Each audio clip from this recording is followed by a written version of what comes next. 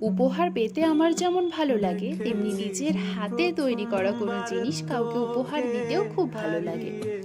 আর সেটা যদি হয় ফুল, তাহলে তার সৌন্দর্য তো বেড়ে যায় দ্বিগুণ।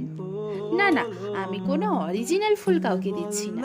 আমি বানাচ্ছি একটা হ্যান্ডমেড ফ্লাওয়ার্সের ছোট্ট বুকে, যেটা আমি গিফট হিসেবে দিতে চাই আমার খুব প্রিয় একজন মানুষকে। সেটা তোমরা পরে অবশ্যই জানতে পারবে যে কাকে আমি এটা দেব। আজকের বুকেটা বানানোর জন্য আমি বেছে নিয়েছি ভৃঙ্গরাজ ফুলকে, যেই ছোট্ট ফুলটা আমরা আশেপাশে প্রায়শই দেখে থাকি।